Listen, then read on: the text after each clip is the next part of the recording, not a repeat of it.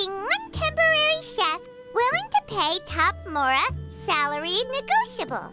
Look, Traveler, an urgent hiring notice, and they're paying top Mora, too! Oh, Paimon likes the sound of that. You're right, it is strange. Do you think something happened to Yanxiao? Because that guy barely lets anyone ever set foot in his kitchen. Doesn't exactly seem like the type to hire help. The notice says interested she'd go upstairs and talk to the innkeeper Huayan. Should we go and see what's up? Well, that on Yanxiao, of course.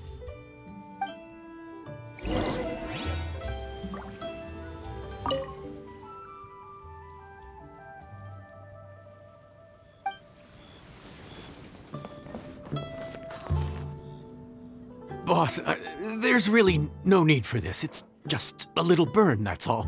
It won't get in the way of my work. Perhaps not, but continuing to work will only hinder your recovery. You need to rest for a few days. We'll figure something out. Huayan! Yanxiao! Oh? Traveler and Paimon! What brings you to this neck of the woods? And we decided to come check up on Yanxiao. I knew we shouldn't have posted that notice. It's really nothing to worry about. I'm fine. I swear. How kind of you. My thanks to you both. And thanks on Yanxiao's behalf, too. There's nothing to be embarrassed about, Yanxiao. Just tell them what happened. Oh, all right. Well, basically, we had a lot of guests pouring in for the lantern ride. Things got busy, I started rushing, and I ended up accidentally burning my hand while plating a dish. Well, you know what they say. Play with fire long enough and you're bound to get burned. Even the best chefs slip up sometimes. Anyway, it's nothing, just a tiny burn. I can still... Now, I don't want you pushing yourself. You'll only make it worse. And then you'll be looking at more than just a couple of days off to recover. But the lantern ride's only just finished. And we're still getting tons of guests. Now's not a good time for me to rest. Plus, lots of the guests are visiting from other nations. We can't just bring in some random chef off the street. We have a reputation to uphold. I refuse to let someone else ruin the good name we've made for ourselves here. Listen to you. Anyone would think that you're the boss and not me. But he's not wrong. Yanxiao was one of the favorites in the Masterful Chefs tournament. No matter how you look at it, his are big boots to fill. I don't mean to boast, but any chef of my caliber probably has their own restaurant to look after. It's not going to be easy to find someone who's got the skills and has the time to help us out. Looks like we might have to increase the pay we're offering even further. Do we know anyone that's a good chef and has the time to help out? Oh, of course, you! Oh, right. Yes. Now I think about it, I do recall hearing good things about your cooking ability. I suppose I'd added you to my mental list of people who can hold their own in a combat situation, but forgot you can cook. Why are you even keeping a mental list of people who can fight? Maybe a story for another time. More importantly, I'm sure Yanxiao would be comfortable leaving his kitchen in your hands, if anyone's. What do you think, Yanxiao? Well, since it's you, I suppose that's better than anyone else. What do you think, Traveler? Should we do it? I should warn you that cooking for customers is quite a different ballgame from cooking for yourself, so I'll stick around the kitchen over the next few days to help smooth things over. Oh, so he's not leaving the kitchen after all? I believe there's some spare kitchenware here at the inn. Boss, would you mind? Of course, of course. I'll take care of it.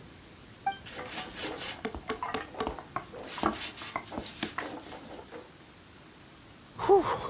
All done. Come, take a look. This was made with your measurements in mind. Ah, it's nothing. A little handicraft and elbow grease goes a long way. All right, Yanxiao. I'll leave you to take it from here.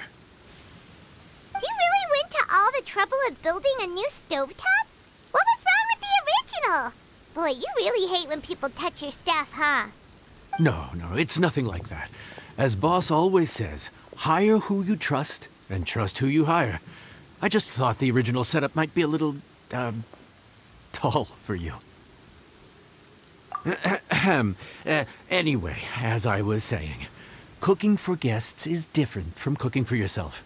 Not only do you have to execute on taste, aroma, and appearance, but you also need to ensure speed, precision, and consistency. Having the right equipment is a big part of that.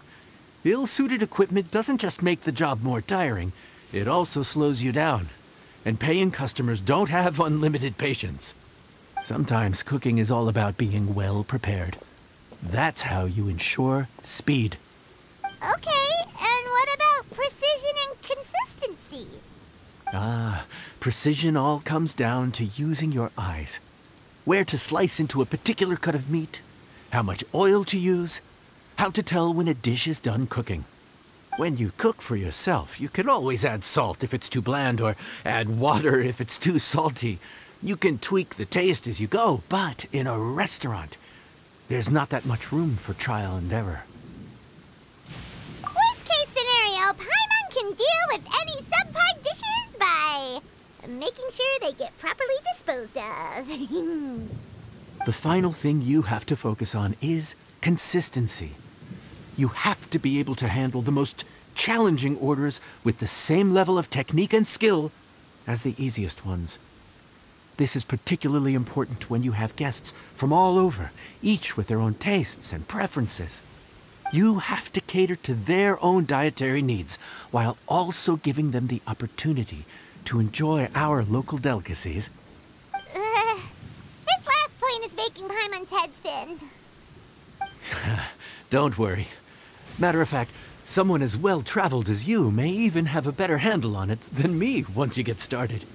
And of course, I'll be around to help you over the next few days. I don't think we'll have any trouble making all our guests feel right at home.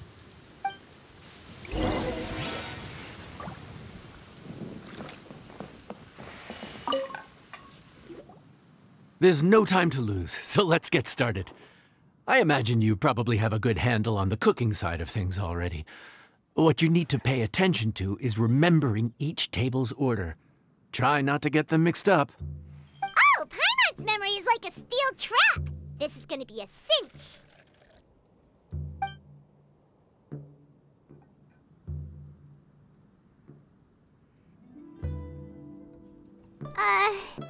Which ticket are we on again? Table 1 was onions, but no chilies. Table 2 was chilies, but no onions. And table 3 was, table 3 was chilies, but hold the chilies? Ah! Was Paimon just sleep floating?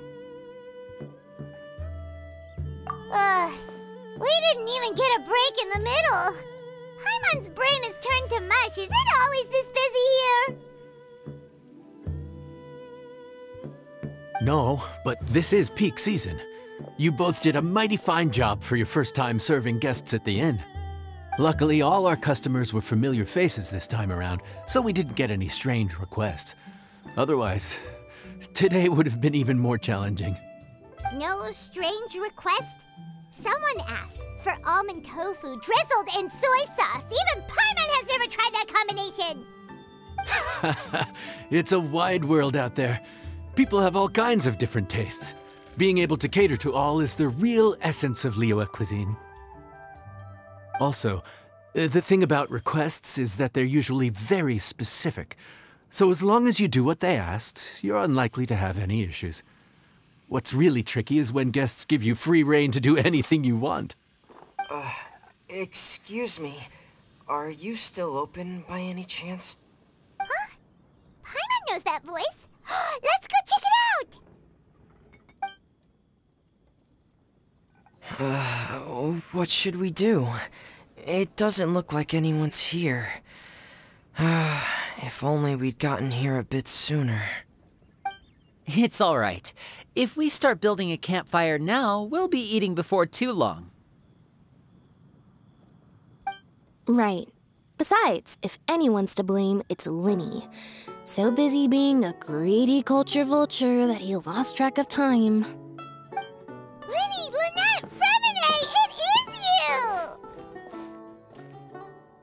Paimon? So, is the Traveler here?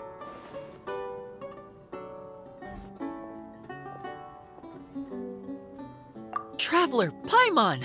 What a nice surprise!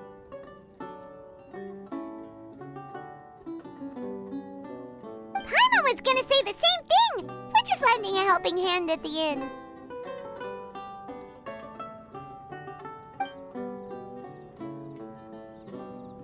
Anyway, so that's how we ended up here. But what about you guys?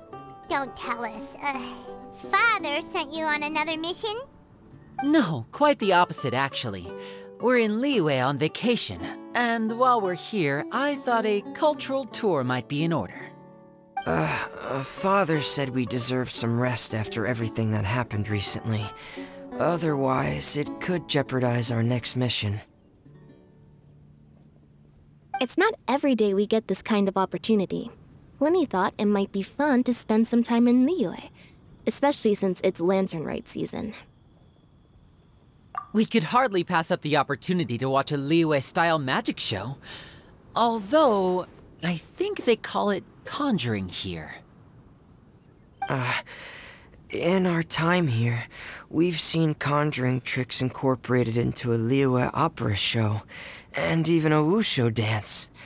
It was amazing. So, we decided to stay here for a few more days to see what other forms of inspiration this land might have in store for us. We visited Granny Roshin in Chingsa village not long ago, and today we continued our cultural tour in the area around here. In the end, though, we lost track of time. We haven't even eaten anything yet. And speaking of eating, as you know, seafood is a big part of both Liyue and Fontaine cuisine, but it's cooked very differently here. We simply had to try some local seafood after coming all this way. That's another reason why we decided to extend our trip. Oh, need any recommendations? What have you tried so far? That fish one with the misleading name. Sounds bland, but it's drowning in hot chilies. Oh, you mean blackback perch soup? You're right, the name doesn't give much away. It looked and smelled so appetizing that Lynette took a huge mouthful, blissfully unaware that she was about to set her mouth on fire. She could barely speak for the rest of the day after that. Luckily, that wasn't a huge adjustment for her.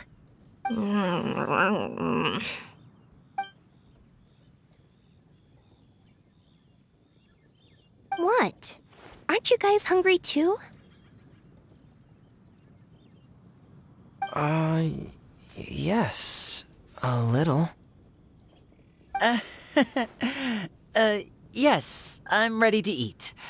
Traveler, I'm afraid we'll have to send you back to the kitchen now. Good question.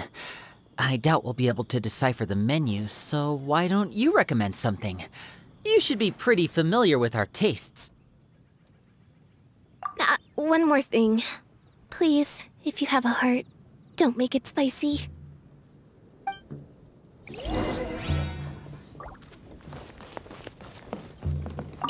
I thought the blackback perch stew was actually pretty tasty. And now that you know it's spicy, you won't be caught off guard, right? Why don't we give it another chance? Once was more than enough.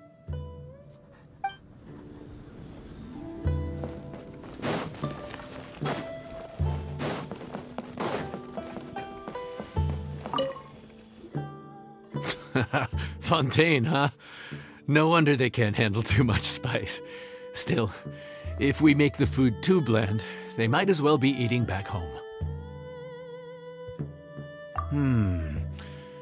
There's this crab and shrimp stir-fry I know that could work. It's quite heavily seasoned, but it's a lot milder than it looks. It has a light but really satisfying flavor. Ooh, that sounds perfect! What's it called? Well, this is where it gets interesting. They call it the Palace Jewels. The crab roe is supposed to look like pearls of gold, and the shrimp meat like chunks of jade. Here's the recipe. When you're ready, go ahead and give it a try.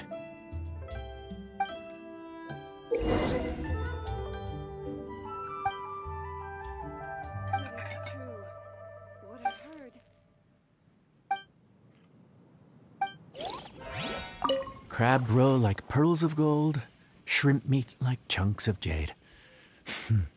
Whoever wrote this recipe had quite the imagination.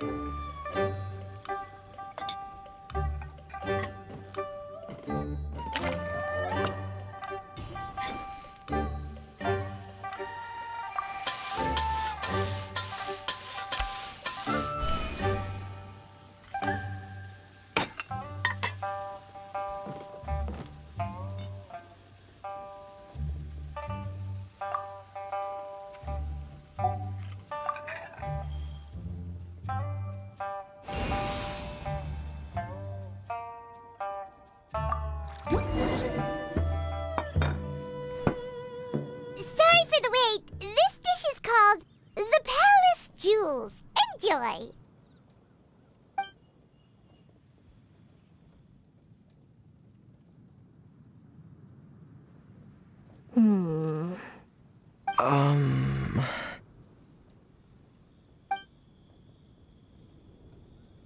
Ah, yes. We meant to say, you two must be tired after a long day of work. Do you want to eat with us? Oh, now that you mention it, Paimon is a little hungry. Well, if you insist, then who are we to refuse? Oh, right, of course. You're still our customers. Why aren't you eating? The sauce looks a little overpowering.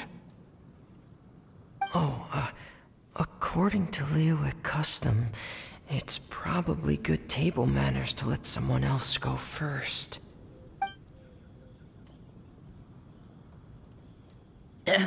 Looks delicious, traveler. I guess I'll dig in first. Here goes. What is it? Do you need some water? No. It's delicious. The flavor is so pure. It's drenched in sauce, but somehow it just enhances the natural flavor of the seafood. Try it for yourselves. All right.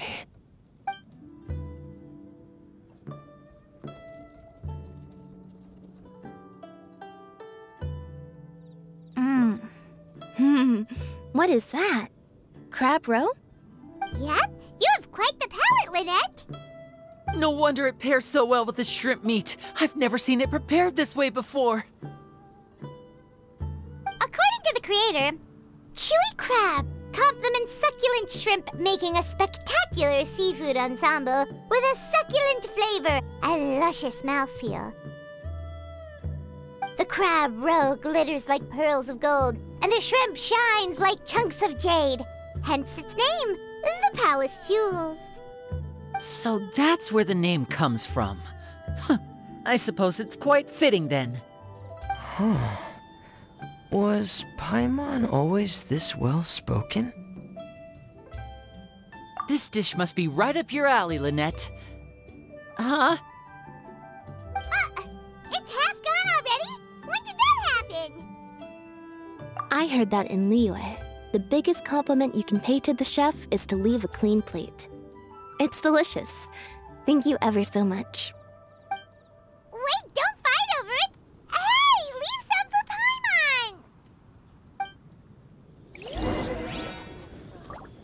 Paimon! I think I'm finally getting the hang of chopsticks. Yeah. Well, Linny and Lynette picked it up in no time, but they're naturally dexterous. Unlike me, it's taken me a lot longer, but I'm slowly getting there. Oh, speaking of chopsticks, in one of the shows we've seen here, someone performed a conjuring trick using a bowl and chopsticks. So, if I want to be a good magician's assistant, I need to keep practicing.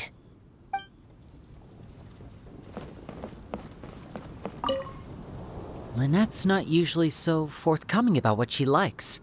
But this time, well, she's expressed it in more ways than one. I guess you've rubbed off on her too.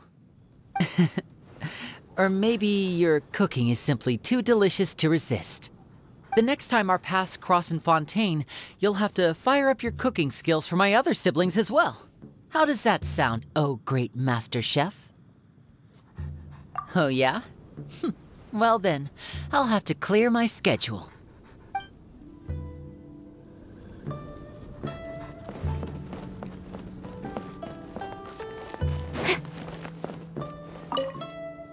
Calorie surplus detected. Digestion mode engaged. Yeah. Well, Linny and I are usually careful about what we eat, because we have to stay in performance shape. That, plus it's generally bad manners to overindulge at the dinner table. But once in a while, it's nice to treat yourself in the company of family. Besides, if I'd waited until my brothers were finished trying to out-polite each other, the food would have gone cold.